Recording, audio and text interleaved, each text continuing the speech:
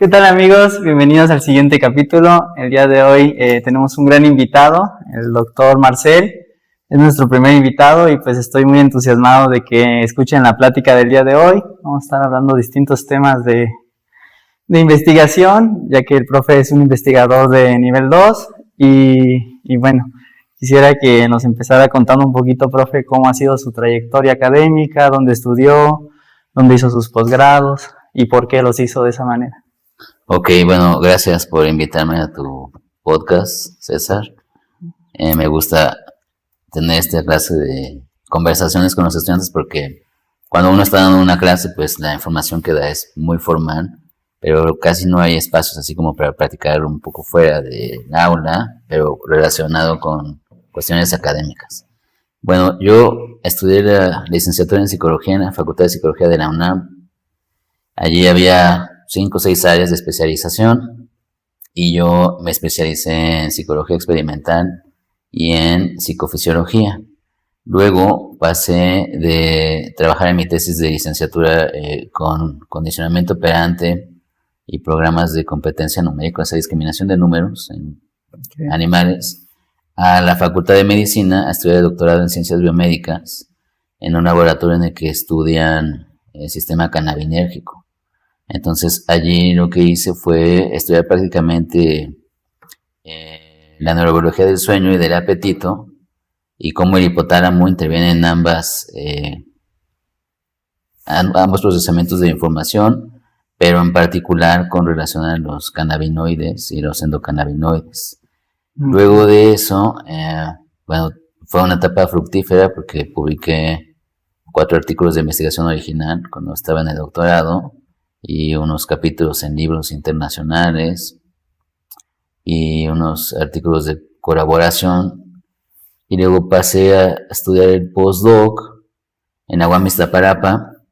Estuve 3 años allí y lo que estudié en esos 3 años fue en un modelo animal de sobrealimentación postnatal, cómo cambia el hipotálamo de estos animales que se alimentan más durante la lactancia, y cuando acaba la lactancia y el resto de su vida son animales muy obesos, entonces tienen muchas condiciones asociadas a la obesidad que estudiamos en humanos, y en particular pues hay cambios muy graves en el hipotálamo, que es un centro que regula pues el apetito.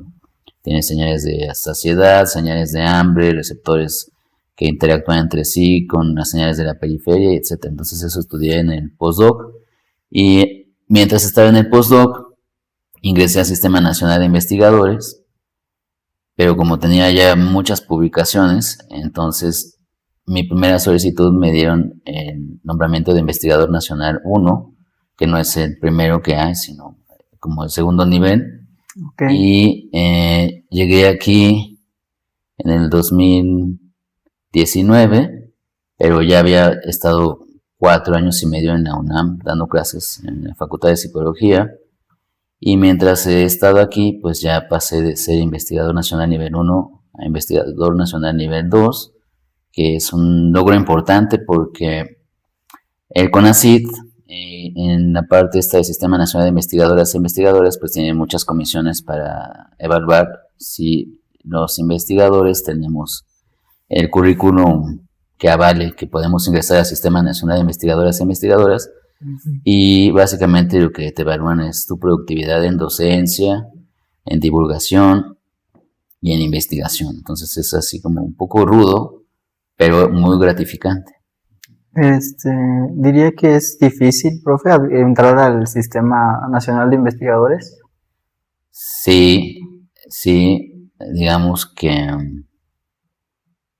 ¿Qué es lo que necesitaría alguien? O sea, por ejemplo, menciona que publicó artículos, aparte, bueno, ya para nivel 2 le evaluaron también la parte de docencia, pero antes, ¿qué es lo que ellos toman más en cuenta al momento de saber si te dan o no el nombramiento? Ok, bueno, para empezar es un sistema que tiene distintas áreas de evaluación, ¿no? O sea, yo por ejemplo estoy, aunque soy psicólogo, en el área de biología y química, pero también está una área, digamos, como para médicos, otra área como para matemáticos, físicos, etcétera. Entonces cada área tiene sus propios requisitos. En el área en el que yo estoy, toman mucho en cuenta las publicaciones que tengas de artículos de investigación original, pero siempre se considera también la parte docente y de divulgación, o sea, no importa en qué nivel estás. Digamos que el más inmediato, que es el de candidato a investigador nacional, puede, al menos en el área en el que yo estoy, permitirte el SNI que seas candidato si tienes un artículo publicado, por ejemplo, ¿no? O eres coautor en otro. ¿Y en qué páginas tendría que ser, profe? O ahora sí que dónde es que se publican esos artículos. Bueno, el CONACYT tiene allí unos criterios de evaluación generales y lo que tradicionalmente te pide es que esos artículos estén publicados en una revista evaluada por pares. Ya dependiendo de cada área pueden ser más estrictos o menos estrictos y decirte, pues tiene que estar en una cosa que llaman el Journal Citation Report, que es donde aparecen todas las revistas que tienen un factor de impacto de citación y de envío de artículos pues decente, pero puede haber algunas áreas en las que incluso te permiten que publiques artículos en español, que no necesariamente tengan... No sé, porque tiene que ser en inglés, ¿verdad? Todo lo que se publique. Sí. Pero te digo, o sea, depende como de cada área.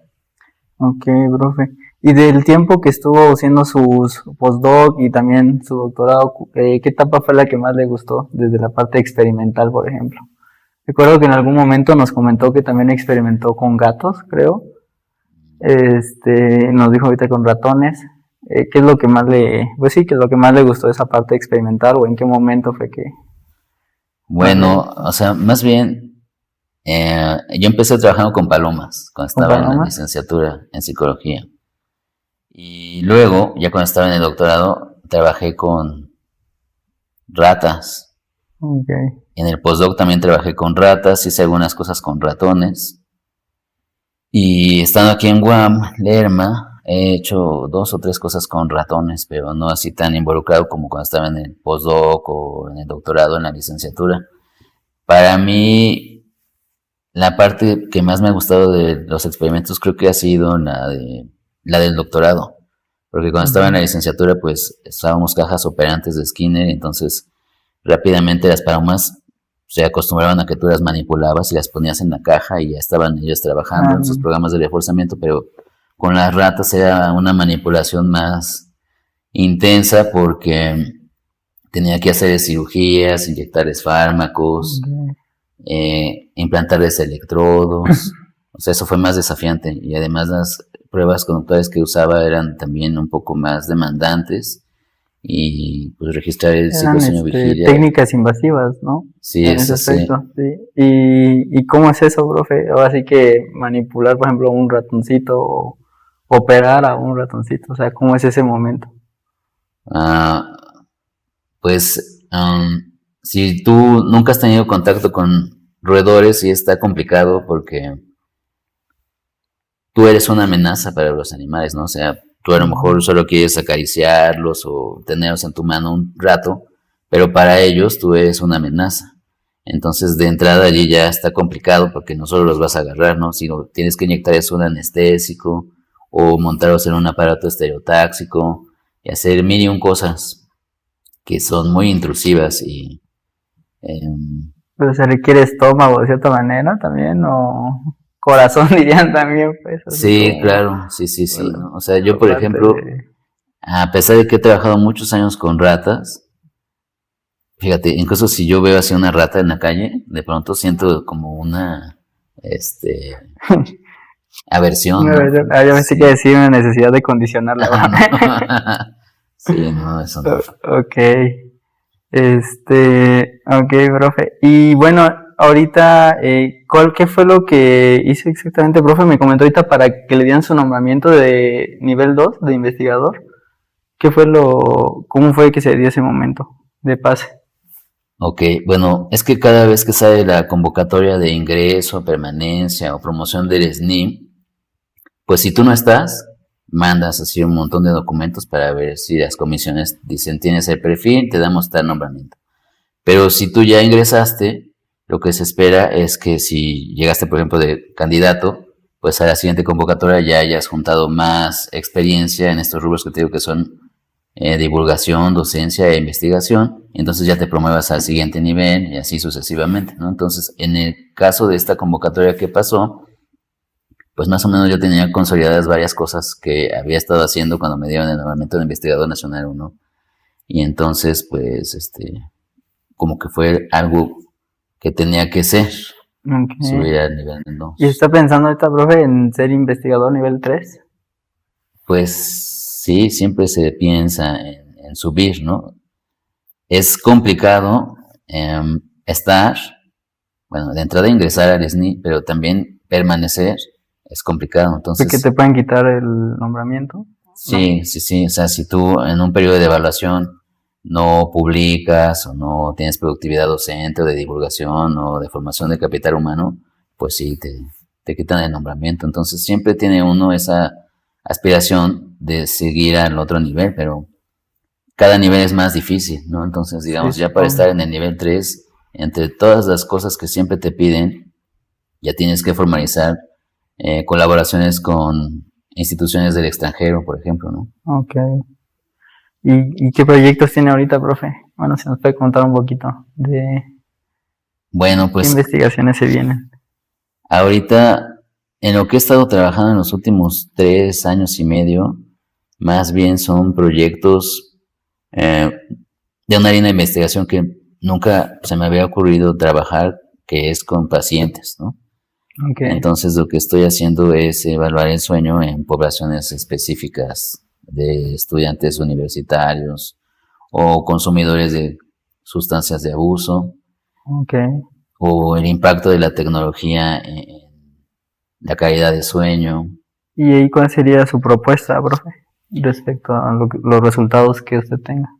Bueno, depende de cada proyectito, pero digamos que, por ejemplo, en este que es la calidad de sueño en pacientes con consumo de sustancias, lo que me interesa ver es en población mexicana cómo la abstinencia a sustancias de abuso deteriora la calidad de sueño.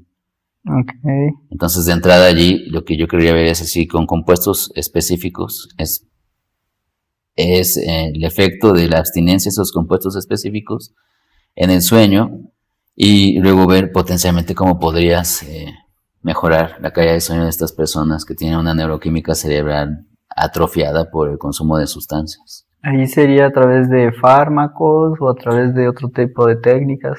Bueno, inicialmente lo que yo querría hacer es describir cómo está el sueño de estas personas, si tiene algunos microcomponentes de psicosueño vigilia más alterados que otros, cómo está su actividad electroencefalográfica, pero potencialmente ya con trabajo multidisciplinario, pues sí, encausados con psiquiatras o con psicólogos especializados en medicina del sueño y potencialmente pues no solo prescribirles algún tratamiento farmacológico, ¿no? Sino también algún proceso terapéutico, no sé, todo lo que sea posible para mejorar la calidad de sueño de estos pacientes. Okay. ¿Y de dónde nace esta como inspiración por el sueño, profe? O esas ganas de querer investigar el sueño. Ah, pues mira, no sé por qué siempre que me preguntan esto me acuerdo de la importancia del sueño para mi familia, ¿no? Pero no en el sentido de, vamos a acostarnos temprano, ya apaguen las luces, no vean la tele antes de dormirse, sino más bien en el sentido místico. Okay. O sea, como que en un desayuno te decían, oye, es que soñé que estaba calvo, ¿no? ¿Qué significa? Como la parte de interpretar los sueños también. Exactamente, ¿no? Entonces eso a mí me daba risa, ¿no? Porque decía, bueno, es que lo que uno sueña, pues es privado, ¿no? Si tú quieres contar a la gente lo que sueñas, ya es tu boleto, pero si tú mismo no sabes por qué soñaste lo que soñaste, ¿cómo esperas que alguien te diga qué significado tiene lo que sueñas? Bueno, repito, es algo místico lo que me introdujo, pero no en el sentido de que yo quería saber el significado del sueño, sino que me daba curiosidad que así la gente a mi alrededor le interesara saber qué significaban sus sueños. Y de pronto, un día que estaba en la universidad, en la licenciatura, fui a una plática sobre neurobiología del sueño. Y entonces me gustó la forma en la que empezaron a hablar pues, de cómo a la humanidad le ha interesado místicamente el sueño, pero como un grupo de investigadores por ahí de 1920 empezaron a encontrar circuitos cerebrales que regulaban distintos aspectos del sueño, pero ya con modelos animales y con electroencefalografía. Y luego como todo eso se relaciona con cualquier enfermedad que se te ocurra, ¿no? O sea, la falta de sueño te puede hacer vulnerable a que incluso tú estés más tiempo enfermo a lo largo de lo largo del año, a que tu sistema inmune no funcione, a que tus capacidades de aprendizaje y memoria estén mal, etcétera. Atención.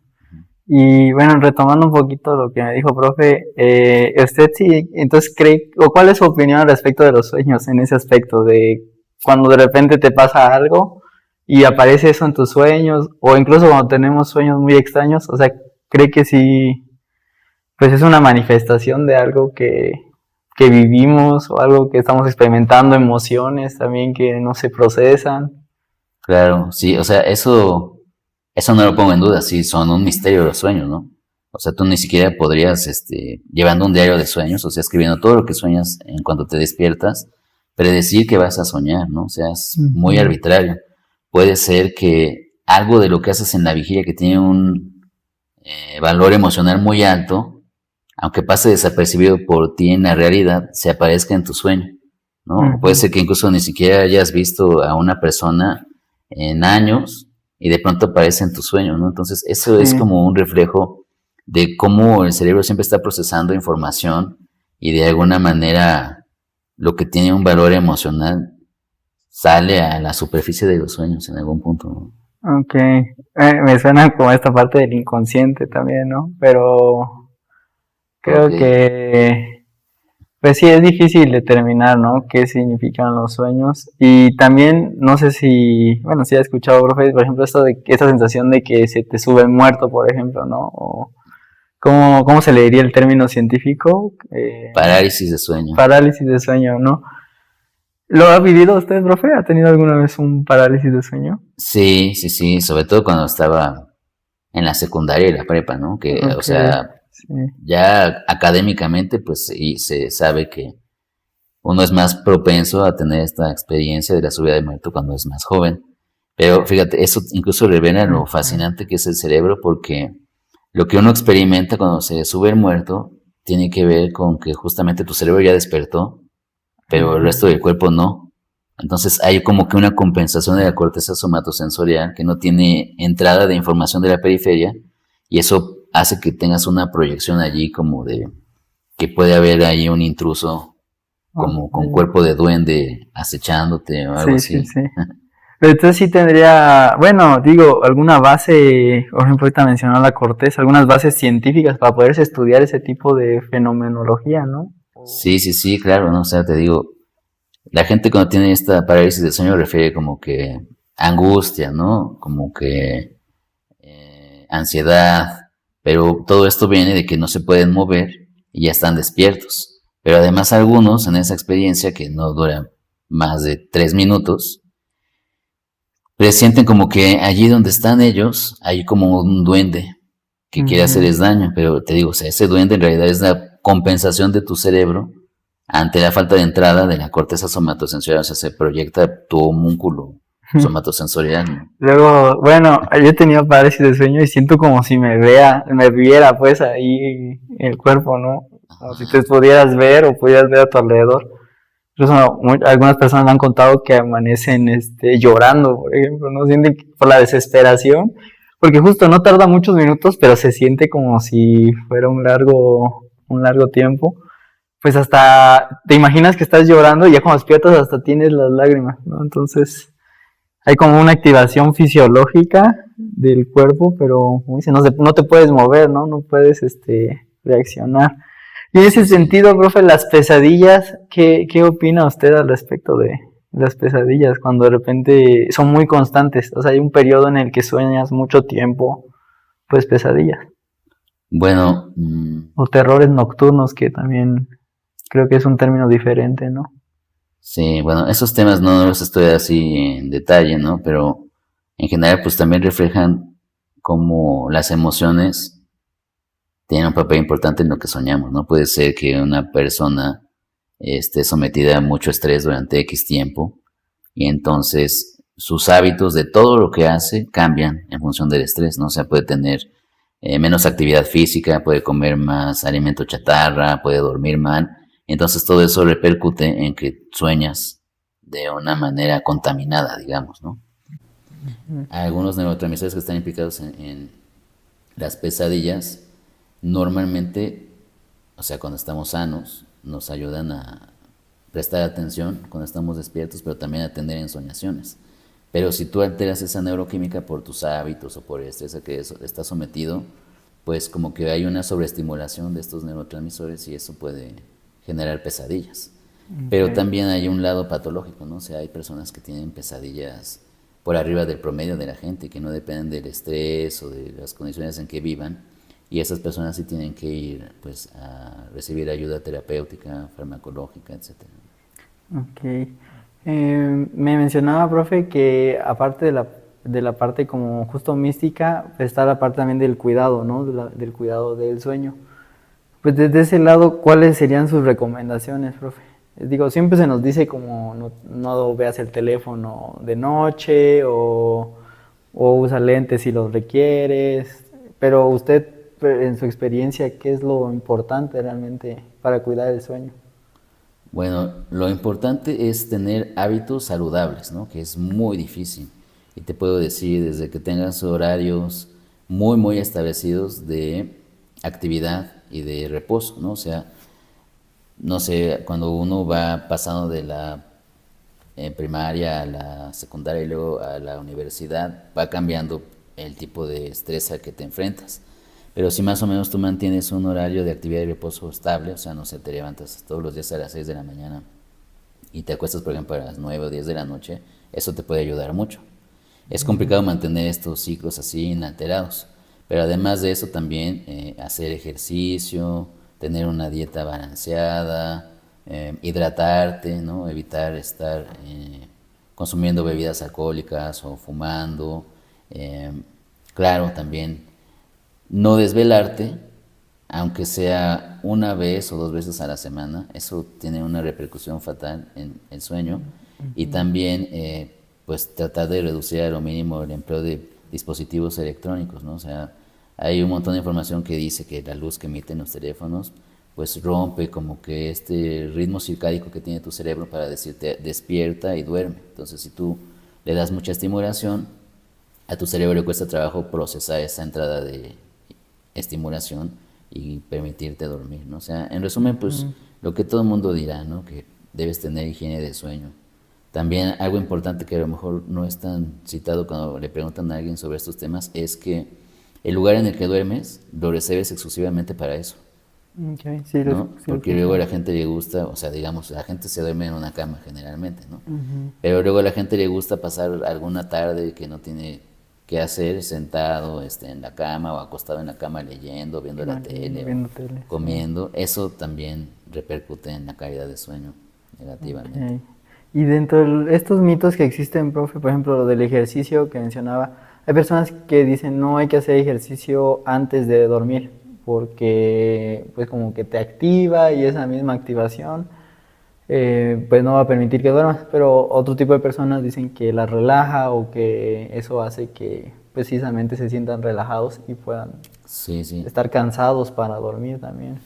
Sí, bueno, eso ya es muy subjetivo, ¿no? O sea, la última parte, porque, o sea, en el papel, pues si tú haces alguna actividad física antes de dormirte, le estás dando estimulación a tu cerebro, como para prepararlo para un día, ¿no? Entonces, hacer ejercicio antes de dormir, pues no lo recomendaría a un especialista en medicina del sueño. Pero puede ser que de pronto la gente tenga esta percepción de que se relaja mientras hace ejercicio. Pero tendrías que pensar en el contexto de cada persona, ¿no? O sea, digamos, una persona que se estresa fácilmente, puede ser que para distraerse de eso que lo está estresando, se ponga a correr en una caminadora o salga a nadar o yo qué sé, y entonces queda tan rendido físicamente que se duerme. Pero es ya una condición aparte, ¿no? O sea, depende de cada individuo. Podría crearse también como un condicionamiento en el que pues ya te acostumbras a hacer ejercicio y ese mismo ejercicio, si te es funcional para dormir, pues te crea ese acondicionamiento de que si no hago ejercicio, pues no me duermo también, ¿no? Sí, claro, ¿no? O sea, también es importante cómo cada persona tiene su agenda de día a día, digamos, ¿no? Entonces, si ya es una condición que tú llevas a cabo sistemáticamente y forma parte de tu día a día, pues debe estar ligada también a lo que haces a lo largo del día, ¿no? No solo antes de dormirte, que es hacer ejercicio, sino a lo mejor una persona así se levanta, pues no sé, relativamente tarde, entre 9 y 10 de la mañana, y hace una serie de cosas que van ajustando su sistema nervioso a que cuando se acerca la hora de dormir, pues ya está preparado su cerebro para hacer ejercicio y luego ya descansar, ¿no? O sea, te digo, es muy variable, pero si tú buscas artículos, sí te va a decir el 90% de la gente que no Ya es no se haga recomendable hacer ejercicio. ejercicio antes de dormir. Y por ejemplo, bueno, que como tal no es un mito, pero creo que no se dice mucho desde el aspecto de que siempre nos dicen duerme 8 horas, ¿no? Pero no voy tanto como si 6 o 8 horas, sino que, bueno, hemos visto aquí en la carrera que los ciclos REM se hacen cada hora y media. Entonces, se supone que lo ideal sería dormir en periodos que vayan sumando 1 hora y media, ¿no? Entonces dicen que es más saludable, por ejemplo, dormir 7 horas y media o 9 horas, porque se cumplen periodos de 1 hora y media, que de 8 horas, porque así ya estás empezando otro ciclo y eso es lo que a veces hace que te amanezcas como cansado o que no sientes que no terminaste el sueño.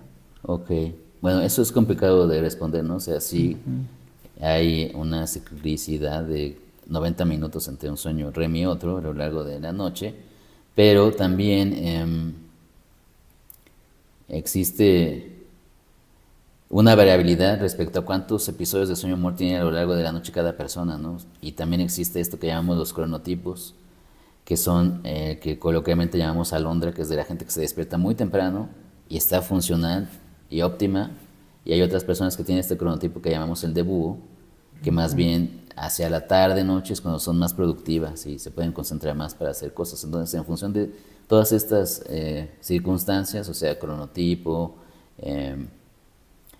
qué tan fácil te resulta desde que te acuestas dormirte, pues va a variar, ¿no? O sea, pero digamos que en general lo que te va a decir la literatura es que lo sano es dormir alrededor de 6 horas, porque incluso si hay estudios así de muchas poblaciones, de muchos países, que muestran que si tú duermes menos de 6 horas o más de 6 horas, bueno, digamos más bien llegando a como a 8, 9 horas, 10 horas al día, eres más propenso a tener enfermedades de corazón, ¿no? Okay. ¿Y a qué se Entonces, debería esa parte? pues justamente que el cerebro tiene que estar respondiendo a este ciclo de luz-oscuridad y todas las funciones fisiológicas que se te ocurren responden a esta orquestación. Entonces, si tú te sales de eso, ya sea porque duermes poco o porque duermes muchísimo, estás alterando cómo debería funcionar tu cerebro, ¿no? Retomando lo del sueño, profe, y entrando un poquito a otro de los temas que me gustaría platicar con usted, para enlazar un poquito los dos, ¿qué pasa, por ejemplo, con sustancias como el cannabis? Que al principio la gente lo usa para dormir, pero después es evidente que, ya sea por la parte de que se hace una adicción o, no sé, usted me platique, ya no ayuda a dormir a las personas, sino al contrario, ¿no? Esta parte de querer consumir hace que no duermas, pero hay personas que al principio reportan que les ayuda a dormir o es más un efecto placebo o sí, la parte relajante que tiene. Ok, sí, bueno, o sea, dentro de todas las cosas que hace la marihuana, que algunas son así como psicotrópicas, sí está documentado que aumenta el sueño, ¿no? O sea, como que te facilita el sueño. Y entonces la gente, pues si tiene problemas de insomnio, que también ese es un asunto, eh, pues muy subjetivo, ¿no? Porque no necesariamente porque tú digas yo no duermo bien y tengo insomnio, si te evalúa un especialista, vaya a coincidir lo que tú piensas con la realidad, ¿no? O sea, puede ser que tú digas tengo insomnio, pero no eres consciente de que te duermes a las 3 de la mañana y luego te despiertas a las 7 de la mañana y luego te duermes en la tarde de 6 a 8 de la noche y entonces ya cuando te acuestas a las 10 de la noche ya no puedes dormir, o sea, eso claramente no Claro. es insomnio, sino que tienes otras condiciones allí que alteran Tu ciclo tu está ciclo. mal. Sí. Pero independientemente de eso, pues sí, la gente que no puede dormir consume marihuana para dormir. O sea, no sé muy bien de dónde viene esa relación, a lo mejor es anecdótica, Ujú. de que alguien les contó a estas personas que fumando marihuana como que podía dormir mejor, pero sí hay estudios y modelos animales que muestran que sí aumenta el sueño fumar. Ujú. Pero luego lo que ocurre es que cuando tú estás estimulando constantemente los receptores de la marihuana, pues va cambiando la forma en la que responden, digamos así, en resumen, ¿no? Y lo que va a ocurrir más bien es un rebote. En lugar de que la marihuana te ayude a dormir, ahora te va a impedir dormir. Pero al mismo tiempo, la gente que en un principio comenzó a fumar marihuana para dormirse, si ahora sí ya no puede dormir, aunque fuma marihuana, pues va a tener este círculo vicioso de seguir fumando, esperando que la marihuana los ayude a dormir, cuando ya está cambiado su cerebro por el consumo, ¿no? Y entonces, ¿existiría una línea entre en qué momento ya se convierte precisamente en ese reforzador que ya no es sano y hasta qué punto una persona podría usarlo de forma... Bueno, esto también es complicado, ¿no? O sea, en modelos animales, yo al menos no conozco un estudio en el que se haya hecho un seguimiento de este animal ha consumido durante tantos meses tanta cantidad de marihuana y ya se ve que a partir de este mes empieza a tener problemas de sueño. Eso no lo conozco. Y en pacientes humanos pues es más complicado porque no solo la gente que tiene insomnio consume marihuana, ¿no? También puede consumir otras cosas, a lo mejor hasta herbolaria o cosas así. No sé si has escuchado que de pronto están ahí como que recomendándose entre los que no duermen algunos tés, ¿no? Como de, no se me ocurre el nombre de alguno, pero bueno, la gente hace muchas cosas raras. Entonces, lo que sí te puedo decir es que existen criterios para diagnosticar cuando una persona ya tiene una adicción a una sustancia de abuso. Ahorita tengo un dato fresco de un artículo en el que ven algunos cambios en museos de marihuana que no tienen que ver con el sueño porque no lo estudiaron, pero yo creo que sí tiene algo ahí que ver el consumo de marihuana en este estudio con el sueño. Y son pacientes que empezaron a fumar marihuana a los 15 años, ¿no? Entonces a la hora del estudio tenían 29 años en promedio y reportaban haber consumido 5 cigarrillos de marihuana al día, todos los días de la semana, durante al menos 10 años. Sí. O sea, eso ya está súper heavy, ¿no? O sea, nadie diría que una persona con ese historial está probando, ¿no? A ver qué pasa con la marihuana, sino más bien ya está enganchada. Entonces, repito, eso de diagnosticar o evaluar si una persona ya tiene dependencia de la marihuana, sí existe, pero con relación al sueño, curiosamente, no hay así estudios tan limpios, digamos, que evalúen a partir de qué momento una persona por consumir ciertos años una sustancia ya tiene problemas de sueño. Podría, bueno, yo siento que una variable ahí sería también qué tan propensa es esa persona a convertirse, bueno, que tenga una adicción también, ¿no? Porque, bueno, incluso cada vez salen como genes relacionados a la parte de la adicción y que apuntan a que hay personas más propensas que otras, ¿no? También eso puede ser una variable entre, pues, el grado de tolerancia incluso que pueda tener una persona antes de cruzar ese umbral, ¿no? Sí, claro, claro. Y, o sea, eso todavía lo hace más complicado porque hay estudios en los que incluso con el tabaco, que es otra sustancia altamente adictiva, pero que sí es legal a diferencia de la marihuana, si tus parientes cercanos fumaron, tú tienes así como una probabilidad de que si fumas, en 4 de 10 casos te enganches, ¿no? A fumar.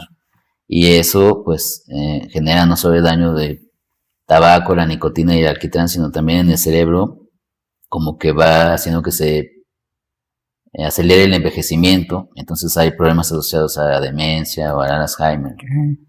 Pero también está el otro lado de que incluso tú teniendo un historial familiar de consumo de alguna sustancia de abuso, no necesariamente estás condenado a caer en esa sustancia, ¿no? Sino también puede ser incluso resistente. Está como esta paradoja de que se dice que, bueno, si tuviste un familiar o tutores, padres alcohólicos o fumadores, tú vas a hacerlo, pero a la vez está la misma anécdota de que por lo mismo no podría hacerlo, ¿no?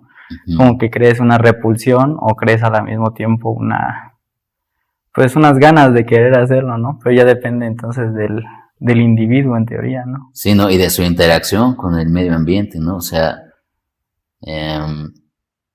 sí, como dices, puede ser que porque está rodeado de personas que a lo mejor consumen alcohol y tú desde niño o niña ves eso como algo normal, puede ser que eso te lleve a consumir a una edad muy temprana alcohol, pero también puede ser que eso está asociado a cosas que no te gustan, ¿no? O sea, a lo mejor tus tíos peleándose.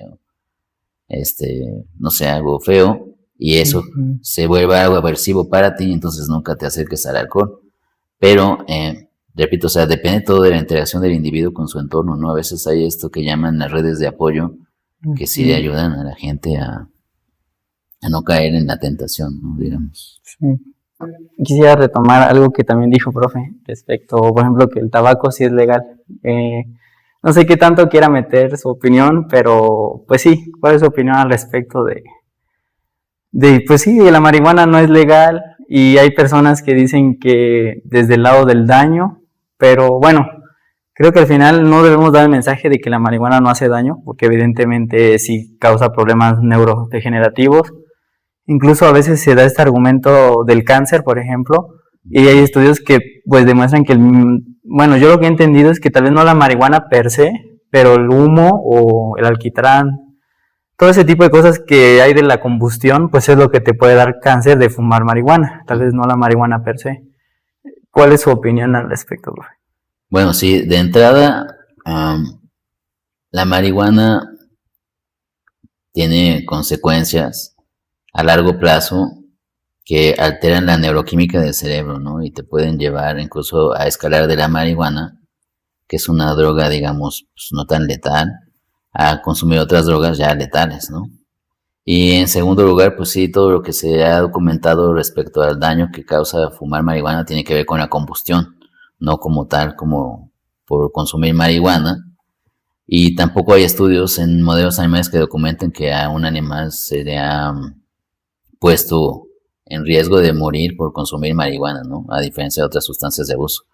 Pero repito, como ahora es socialmente más aceptada la marihuana, eso puede traer consecuencias, pues, fatales, ¿no? Porque para darte así una información a lo mejor espeluznante, si la gente fuma mucha marihuana, como estos casos que te decía hace un rato de estos pacientes que empezaron a los 15 años y llevaban 10 años fumando 5 cigarrillos diarios todos los días de la semana, primero lo que va a ocurrir es que van a tener un switch de emociones positivas a negativas, ¿no? O sea, como que todo lo van a percibir más negativo emocionalmente. Y segundo, van a tener una liberación de dopamina en el cerebro más baja en comparación con pacientes sanos, ¿no? Entonces, si tú piensas que la dopamina pues nos ayuda a hacer muchas cosas que no solo tienen que ver con procesar el placer, digamos, o la expectativa asociada al placer, sino también el movimiento. Y tú, por fumar marihuana, ya liberas menos dopamina, pues eso va a implicar un montón de problemas, ¿no? Y repito, esta otra parte de que puedes escalar de la marihuana a consumir otra sustancia más peligrosa, pues también no es cosa menor. Entonces sí hay cosas benéficas que hace la marihuana, pero yo creo que debería enfocarse más bien en estas moléculas que sintetizan nuestro cerebro y que llamamos endocannabinoides, que también activan a los receptores a la marihuana, ¿no? O sea, me refiero a estos efectos neuroprotectores a los que se ha asociado la marihuana. En lugar de dirigirlos totalmente a la marihuana, podríamos enfocarnos a fármacos que aumenten la liberación de endocannabinoides o que inhiban su degradación o algo así. Ahí tengo una duda, profe. Ve que recientemente se hace mucha investigación, por ejemplo, respecto al CBD, ¿no? Respecto a las propiedades calmantes. Algunas personas dicen que les ayuda a concentrarse. Pero quisiera saber si también hay investigación y cuál es la línea de investigación, o sea, cuál es el propósito de esa investigación para los cannabinoides que no precisamente son, bueno, los psicotrópicos, para los cannabinoides que son psicotrópicos como el THC, entre otros. O sea, ¿hay línea de investigación ahí? ¿Cuál sería? Sí, claro. O sea, de entrada, pues la marihuana tiene más de 500 compuestos químicos, ¿no? Entonces, unos como estos que citas, que son el cannabidiol y el THC, se identifican como fitocannabinoides, ¿no? El THC es la sustancia psicoactiva más importante de la marihuana y el cannabidiol lo que hace es neutralizar, digamos, los efectos del THC. Entonces, de entrada, dependiendo de la cepa de marihuana que estés hablando, hay unas que tienen más THC que cannabidiol o viceversa, y en función de eso tú puedes saber si una planta es más potencialmente psicotrópica que otra, ¿no? Pero sí hay una línea de investigación relativamente joven que se enfoca en estudiar el efecto del cannabidiol con relación a estos estudios que antes se hacían para estudiar el efecto protector del THC, ¿no? Y en resumen, se sabe que el cannabidiol puede ayudar a tratar ciertos síntomas de... Eso sería del CBD, ¿verdad? Ajá, el CBD. Ok. El cannabidiol sí tiene efectos neuroprotectores. ¿Y del THC qué es lo que se investigaría, profe? ¿O cuál sería la parte práctica en la investigación? Mm, bueno, pues lo que se ha hecho hasta ahora es ver cómo el THC, ya sea eh, diseñado en laboratorio o extraído de la planta de marihuana, puede ayudar a personas que tienen anorexia, por ejemplo, porque pasan por alguna enfermedad que les quita el apetito. Entonces este THC les ayuda a tener hambre otra vez, a reducir las náuseas o el vómito de algunos tratamientos médicos asociados a enfermedades terminales, por ejemplo, ¿no? Ok, pero creo que, bueno, aquí mi duda es que también qué tan viable o qué tan las instituciones, los mismos, por ejemplo, el laboratorio de la UNAM de cannabis, qué tanto están interesados en estudiar esta parte pues psicotrópica de los componentes psicotrópicos o está totalmente enfocada en estudiar al CBD o únicamente las propiedades como calmantes, digamos.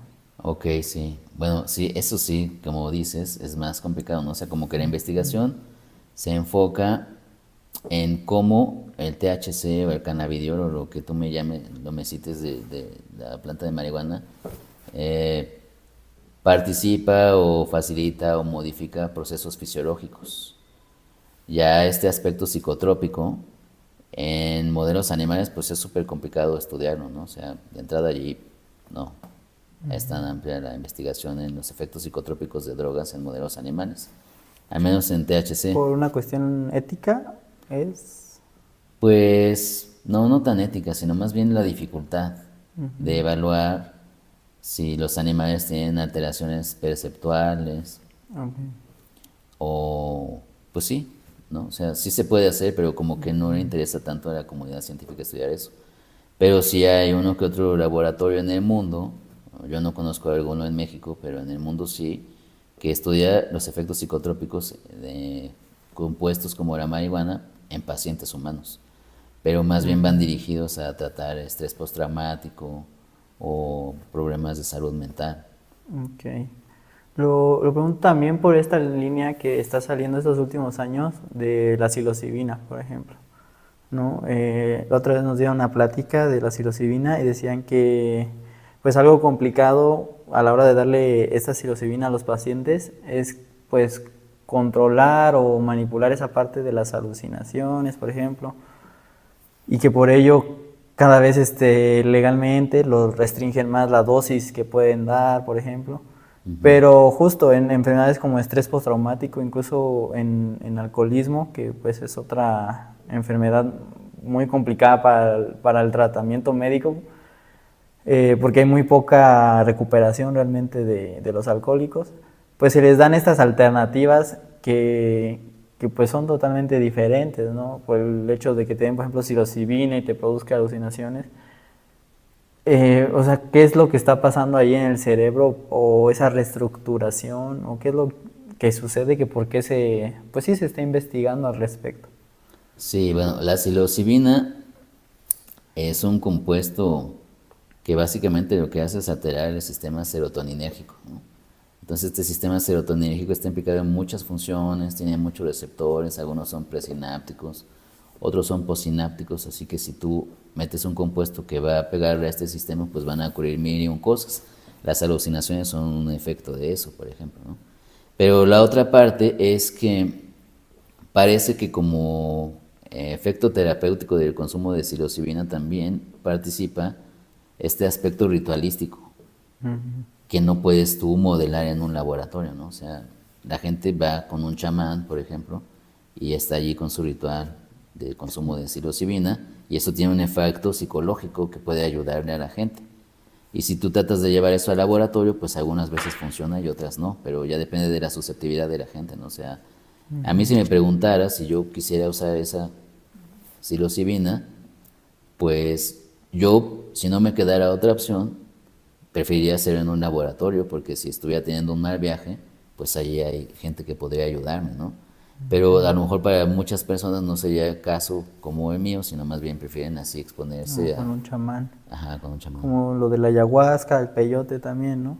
Y pero entonces, ¿usted apoya o no apoya ese tipo de prácticas, profe? Desde el lado de que pueda haber una recuperación o, pues sí, una recuperación, una mejoría.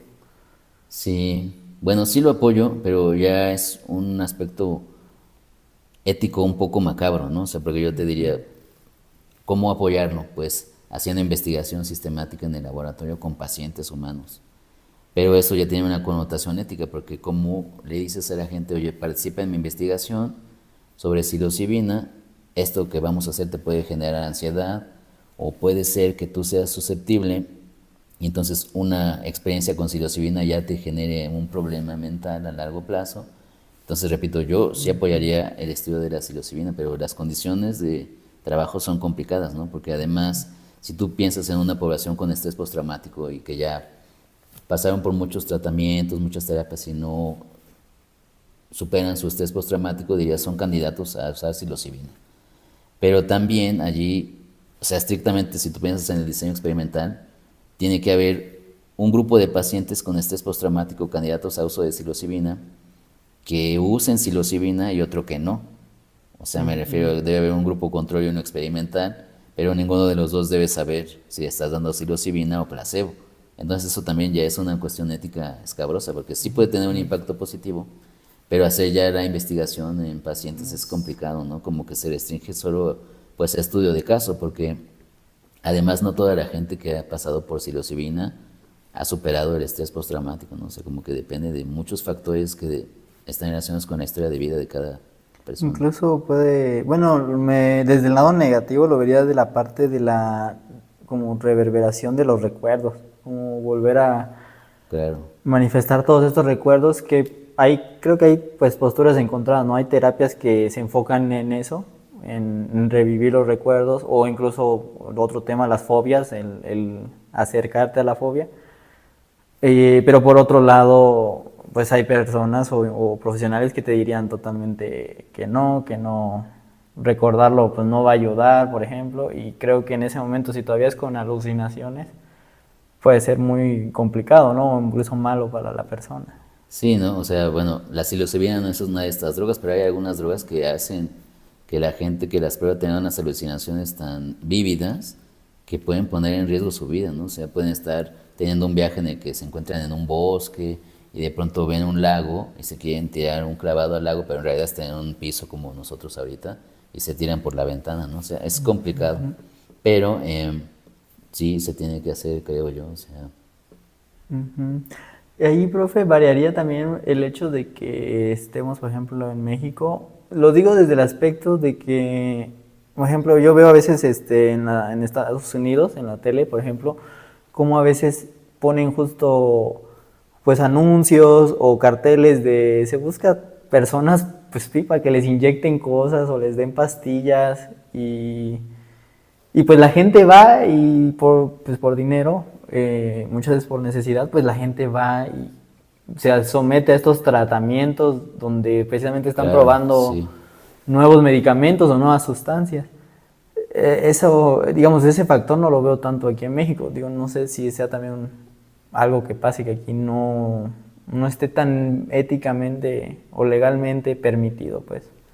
Bueno, no sé cómo está la situación ahora, pero sí te puedo decir que hace 20 años, por ejemplo, en algunos hospitales, sí había estos experimentos piloto, y entonces invitaban ahí a la gente a pasar un par de noches en un hospital y consumir una píldora que estaba en prueba, pero no le decían a la gente si esa píldora era el fármaco que estaban probando o un placebo.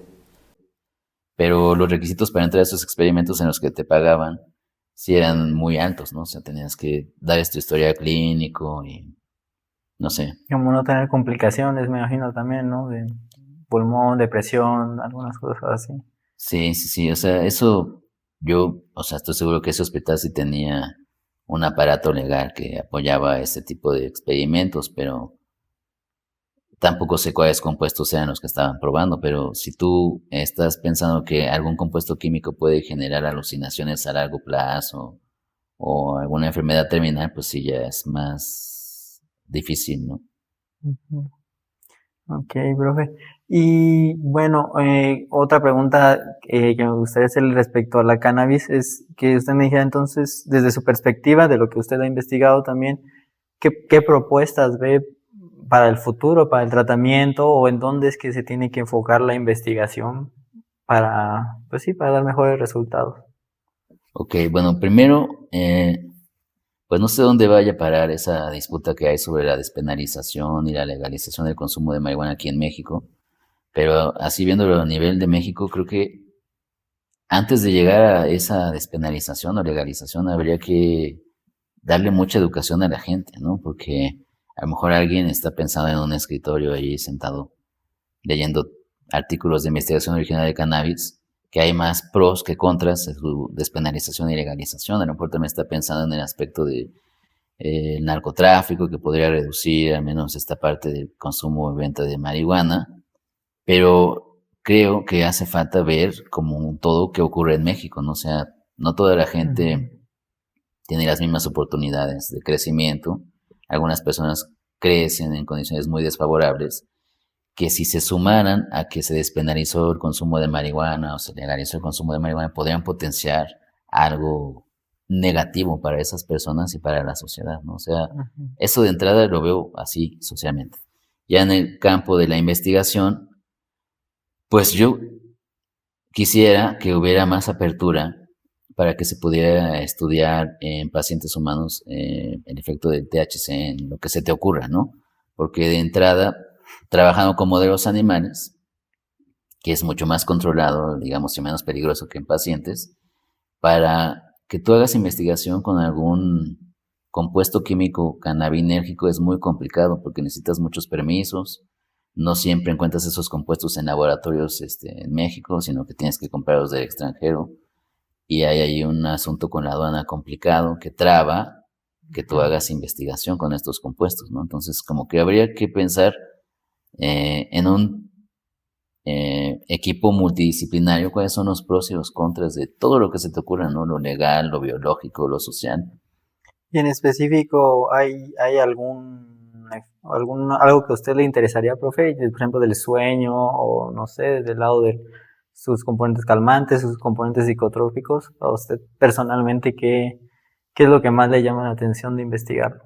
Bueno, en la cannabis, lo que a mí me interesa es cómo cambia el circuito de recompensa la cannabis Ujú. y cómo eso se puede asociar con prácticamente todo lo que se te ocurra, ¿no? O sea, si tú por consumir cannabis de pronto ya ni siquiera experimentas placer, eso altera todo lo que se te ocurra.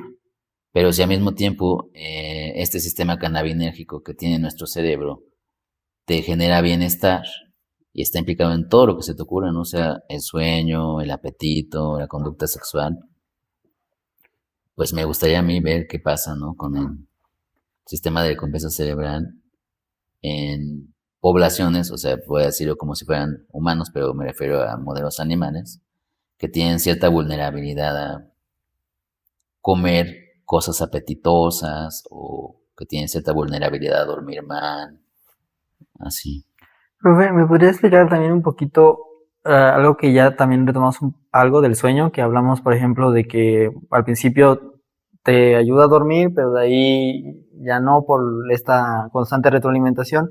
Y algo que también se manifiesta es, por ejemplo, de que al principio las personas que consumen marihuana, pues al principio les da hambre, pero ya después esta funciona como para quitarles el hambre. Ya fuman y ya no sienten hambre. Y entonces, incluso esto se ve asociado con ese mito, y a la vez no es un mito, de que a veces las personas que fuman marihuana adelgazan porque como están fumando ya no les da hambre y ya no comen. Entonces, si nos podría explicar un poquito biológicamente qué es lo que pasa ahí, por qué primero se da un sí, tanto en el sueño, en el apetito, y después ya un no en lo mismo. Ok, sí, bueno, eh, para empezar este sistema cannabinérgico que incluye a los receptores a los que se pega la marihuana y que incurre a las enzimas que sintetizan o degradan estos endocannabinoides, está presente básicamente en todo el cerebro, ¿no? Entonces, por decir algo, si está en el hipotálamo, que regula los estados de vigilancia, que nos permite estar despiertos, dormidos, que nos permite tener hambre, tener sed. Si tú estás estimulando constantemente este sistema porque fumas marihuana, lo que vas a hacer es que se altere el funcionamiento de este sistema, ¿no? O sea, es muy complicado porque además este sistema tiene una señalización que llamamos retrógrada, que va de la neurona que capta el mensaje químico a la neurona que lo sintetiza, ¿no? Entonces, es muy complicado, repito, este sistema. Entonces, lo que va a hacer, en resumen, es modificar el equilibrio entre la excitación y la inhibición del cerebro. Pero si tú piensas nada más en una región cerebral como el hipotálamo, que te digo que regula el apetito, la sed y el placer asociado a comer y a tomar líquidos, pues lo que va a ocurrir con alguien que está constantemente estimulando este sistema es que va a generar un desequilibrio entre GABA, glutamato, dopamina, serotonina, lo que se te ocurra. Entonces, la consecuencia de desgastar este sistema lo que va a hacer es generar el efecto opuesto, que es tener insomnio y perder el apetito. Pero esa observación que haces sí es importante, porque la gente así tradicionalmente asociaría a un consumidor de cannabis como alguien,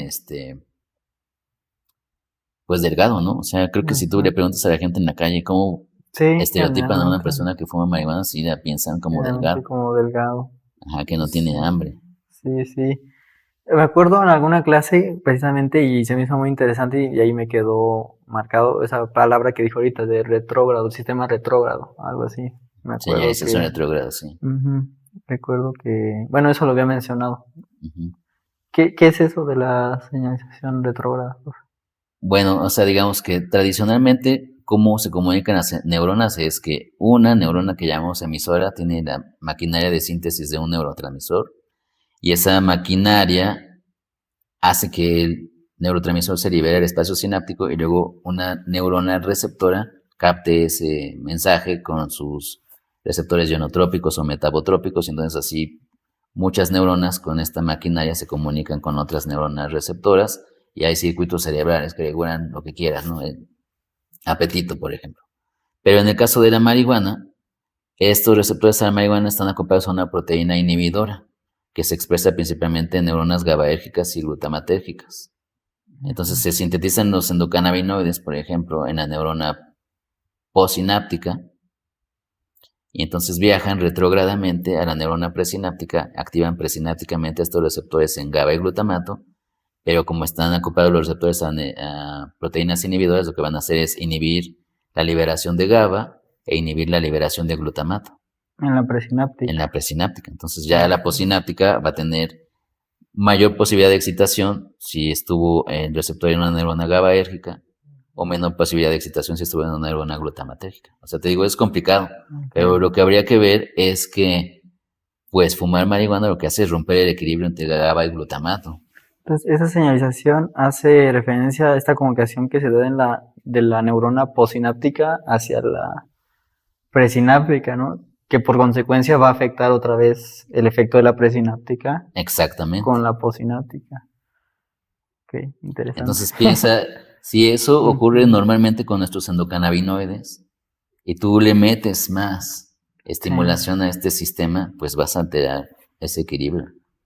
Entonces a largo plazo, pues sí, en lugar de tener hambre vas a tener anorexia y en lugar de tener sueño vas a tener insomnio. Ok. Bueno, me gustaría pasar a otro tema, profe. El tercer tema que tengo aquí anotado tiene que ver con el coaching, pero sobre todo con las prácticas, pues, que no están avaladas científicamente, ¿no? Quisiera, profe, si me pudiera contar un poquito del estudio que alguna vez mencionó en clase, de que se intentó medir a las personas como si había una parte del cerebro que estuviera asociada con la parte espiritual o religiosa. Creo que se medía algo de que es donde se ha encontrado la magnetita, creo también. ¿Cómo se llama este pedacito? Que es como... Bueno, más o menos me acuerdo de lo que les platiqué.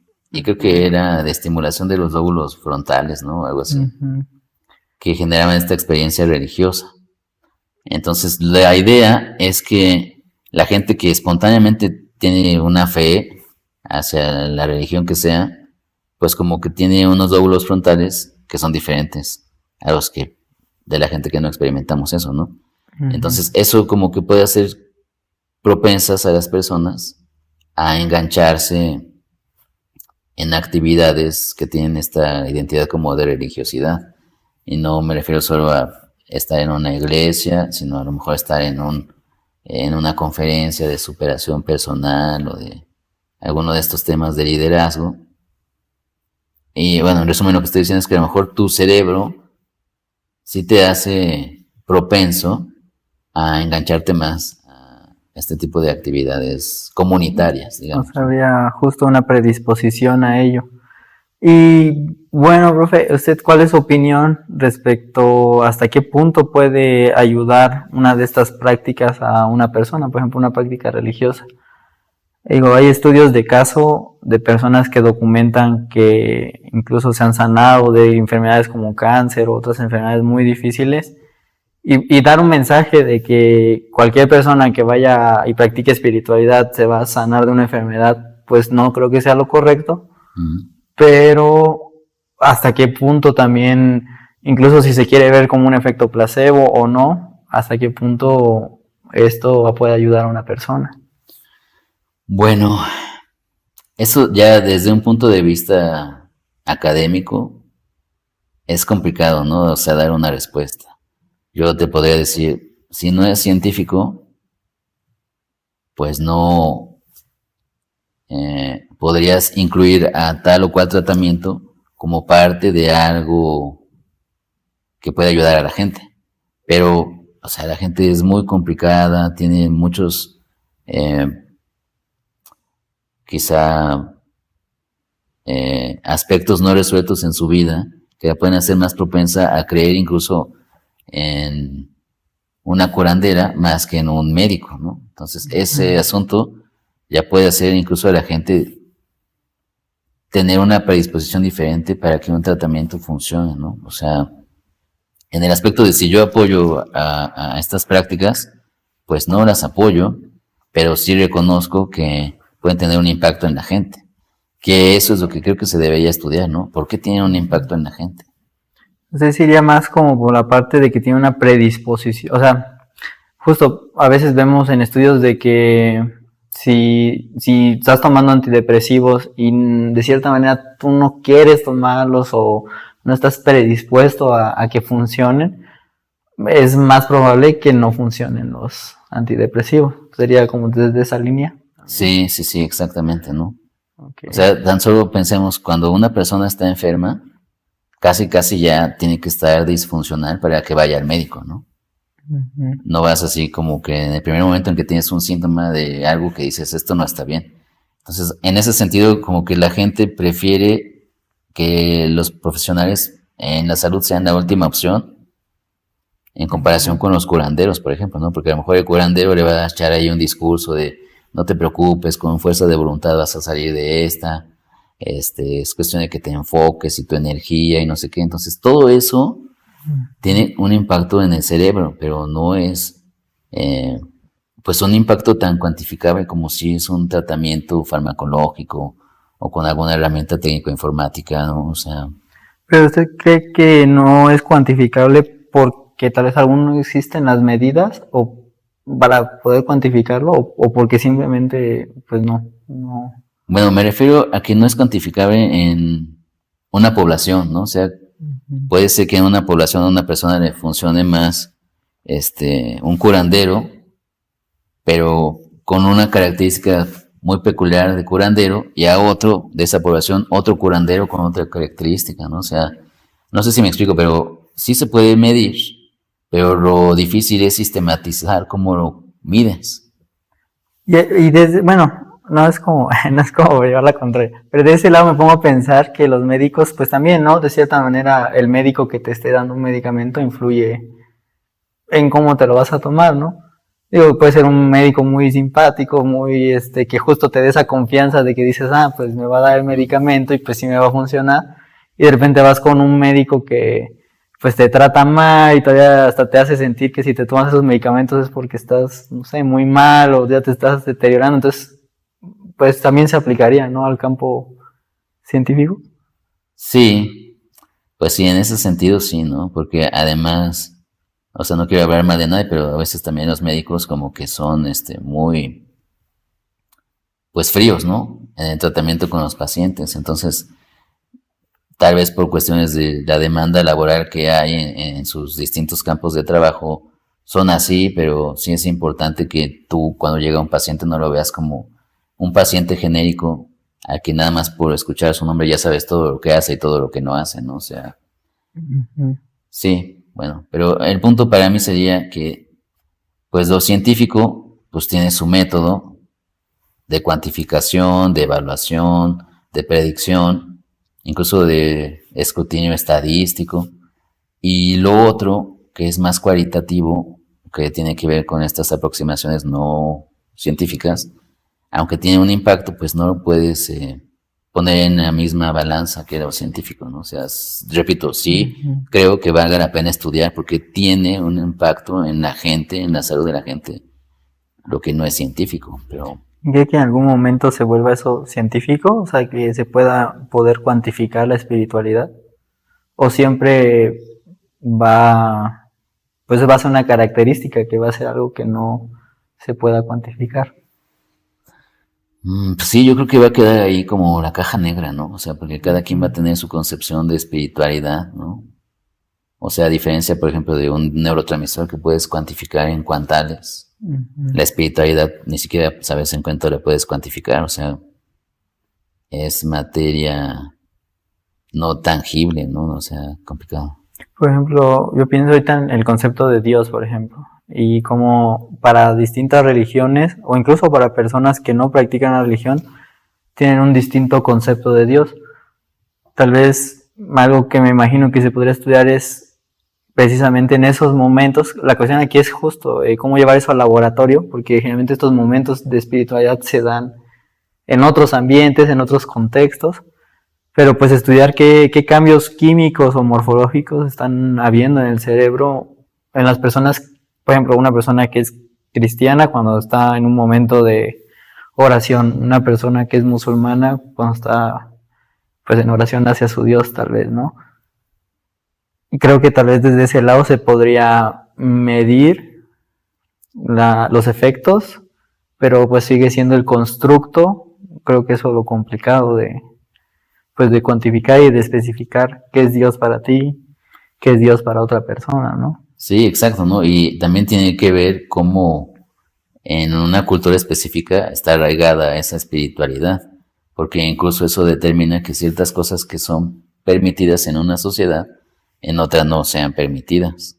Y así, o sea, es muy complejo, porque no solo es la parte espiritual, que a lo mejor sí tiene un sustrato biológico, sino también cómo tu corteza cerebral procesa toda esa información asociada a la espiritualidad.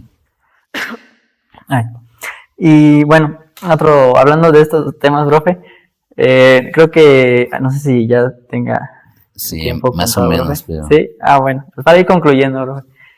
Eh, por ejemplo, nosotros sabemos, sus alumnos, que usted nos repite mucho en clase, que hasta se nos hace muy único de usted, cómo nos pone a veces imágenes de algunas personas que hablan precisamente de coaching, por ejemplo, ¿no? Y que dan este mensaje de que, por ejemplo, usted ahorita tocó la fuerza de voluntad.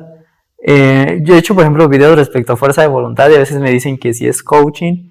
Y yo quisiera saber para usted cuál es su definición de coaching, porque desde como yo lo veo, para mí es importante decirle a la gente que evidentemente hay situaciones en las que las cosas no van a cambiar, ¿no? Aunque alguien te diga, sí puedes y échale ganas, o eso del échale ganismo, por ejemplo.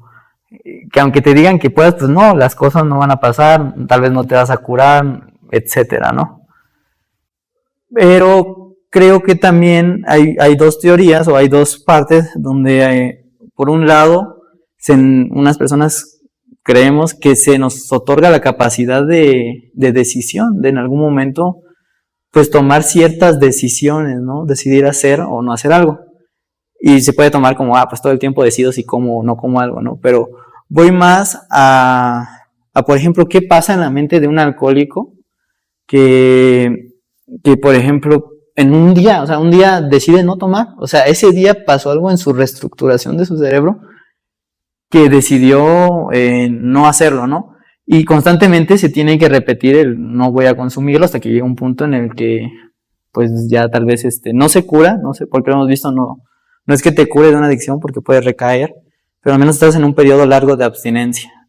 Entonces, mi pregunta va hacia el lado en donde yo creo que a veces sí es importante que uno como persona pues se reafirme que es capaz o que sí puedes, pero desde el lado del autoconcepto o autoestima, o sea, hasta dónde esa parte puede repercutir en ti, porque para mí sí tiene una connotación muy grande en la toma de decisiones, incluso viéndolo desde el lado de cómo puede afectar tu corteza prefrontal, la toma de decisiones, el que todo el tiempo te estés retroalimentando y diciéndote, no, pues yo soy una porquería, yo no sirvo para nada, nadie me quiere, y que de repente viene alguien con un video y te dice justo, no, no pierdas la esperanza, échale ganas, la fuerza de voluntad, que es un concepto de Descartes, que se dejó de estudiar precisamente por eso, porque se vuelve filosófico. Entonces, ¿tenemos o no la capacidad de la voluntad de decidir, no? Yo quisiera pensar que tenemos la capacidad en ciertas situaciones, decidir,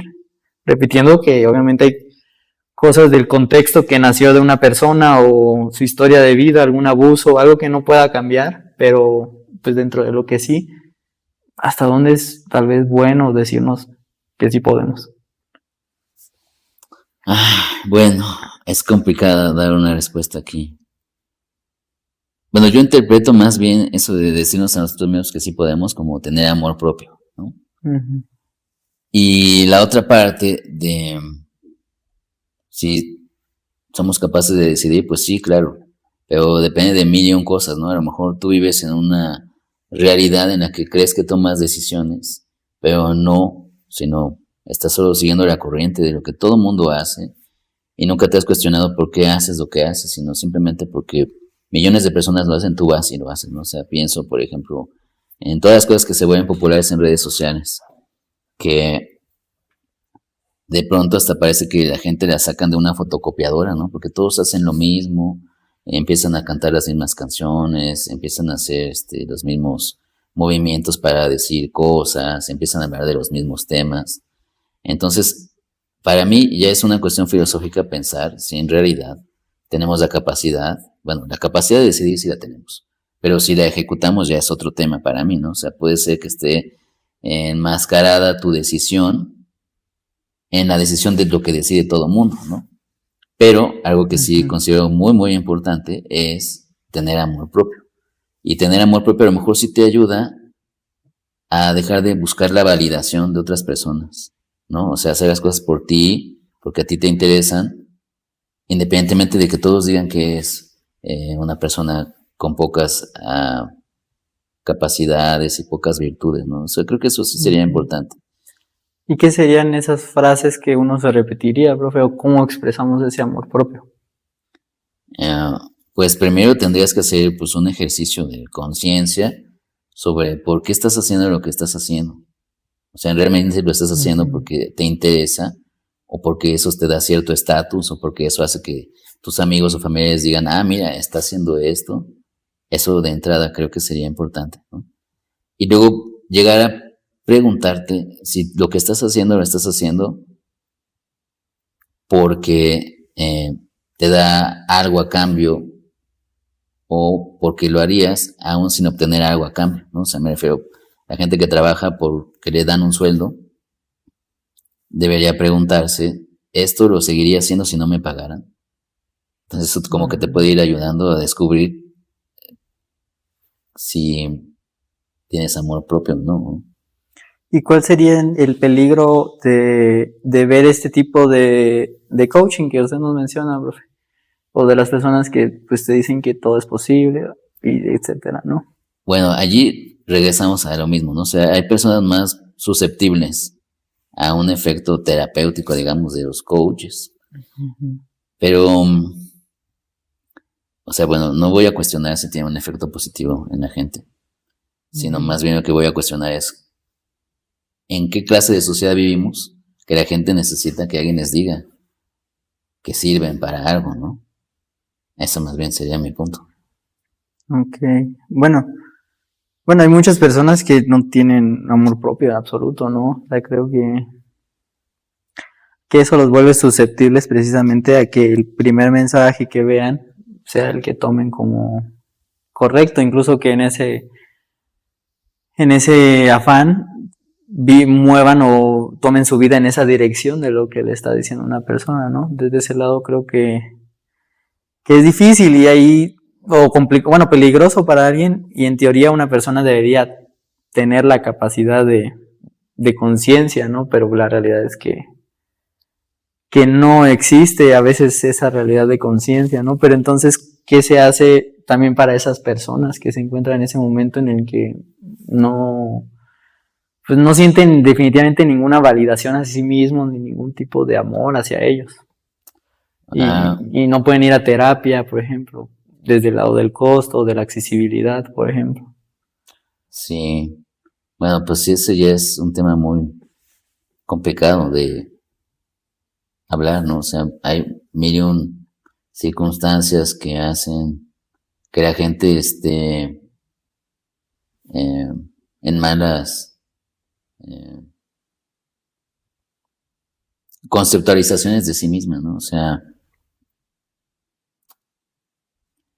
si no existiera gente que no tiene amor propio, pues tampoco habría esta otra parte, ¿no? De los coaches. Eh, bueno, no sé, yo solo pienso que un coach, eh, como yo lo veo, es una figura un poco, digamos, fraudulenta, porque no necesariamente quien funge como coach tiene una preparación académica sólida para entender por qué la gente hace lo que hace, ¿no? O sea, puedes leer mil y un libros de superación personal y a lo mejor te queda algo de eso y de eso sacas tu discurso para tratar a personas que no tienen recursos cognitivos para valorarse a sí mismas. Pero deberías conducirte con ética y con profesionalismo y no solo quedarte en los libros de superación personal, ¿no? Sino ver cosas serias, o sea, qué ocurre a nivel, por ejemplo, sociológico con la gente que no tiene amor propio, o cómo está el cerebro de la gente que no tiene amor propio, o cuáles son los factores genéticos asociados a no tener confianza en ti mismo, o sea, como serlo más profesional. Ok. Entonces, ¿usted apoyaría que un coach, pero que tuviera tal vez licenciatura? O sea, que tal vez estuviera preparado. Pues sí, pero también apoyaría que hubiera comisiones o comités de ética, ¿no? Que Claro, evaluaran si una regulan. persona está capacitada para decir a la gente Porque debes como tal, quedarte. ya sería también, bueno, alguien podría pensar que un coach, si ya estudia, se volvería un psicólogo incluso, ¿no? O sea, alguien lo puede ver desde ese lado como de dar terapia o hablar con los demás. Ujú. Ok. Pero bueno, igual hay muchos profesionales que no están regulados, ¿no? O sea, realmente. Es todo un tema Sí, complicado. sí, todo un tema, ¿no? O sea, yo como académico, sí te debo decir, ¿no? O sea,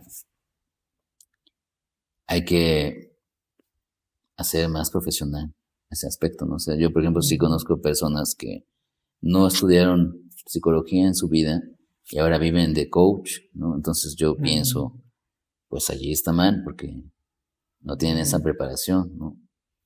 Claro, yo lo veo, por ejemplo, desde el lado de que creo que en algún punto la experiencia de vida contar tu experiencia de vida puede ayudar a otras personas, porque por ejemplo así es como funcionan muchos modelos de terapia de grupo, ¿no? Como AA, por ejemplo, o Narcóticos Anónimos también, que en base a las experiencias de otros logran, pues ellos internalizar algo y lograr un cambio, ¿no? Que eso a mí yo siempre lo pongo en la mesa de cómo AA rehabilita más gente que los hospitales o que las mismas clínicas, ¿no? A través de este método de terapia de grupo. Pero justo, o sea, una persona que se basa solamente en su experiencia no va a tener las herramientas para atender a otro tipo de experiencias, a menos de que tal vez sea muy parecida a la suya o algo por el ejemplo, ¿no? Ajá. Tal vez ahí veo importante que precisamente se prepare a alguien porque pues no solo en lo que has leído o en base a lo que y todo el tiempo tendríamos que seguir estudiando y preparándonos, ¿no? no solo en base en tu experiencia puedes ayudar a alguien, pero tal vez sí de cierta manera. Sí, o sea, yo pienso, ay, Ya cortamos. sí, bueno, pues en todo caso yo creo que sí necesita a veces la gente eh, un orientador, pero eso se debe hacer con la mayor seriedad posible, ¿no? O sea, repito, no se trata nada más de decir por sentido común las cosas, sino saber qué evidencia hay asociada a eso que vas a decir, ¿no? O sea, y esta parte que tocas de los AA, pues también es muy importante porque sí conecta a la gente que tiene ese problema con alguien que ya pasó por ese problema, porque a veces cuando vas a un consultorio, pues dices, bueno, veo aquí a este profesional en su bata y diciéndome, pues es que estos experimentos y en ratas se ha visto tal y cual, pero no ha vivido en carne propia, que es tener conciencia de que está haciéndote daño el alcohol, que ya perdiste a tu esposa, tus hijos, tu trabajo, que ya vendiste todo lo que tenías en tu casa y no puedes dejar, ¿no?, de consumir alcohol. O sea, debe haber un equilibrio, pues, eso es a lo que me refiero.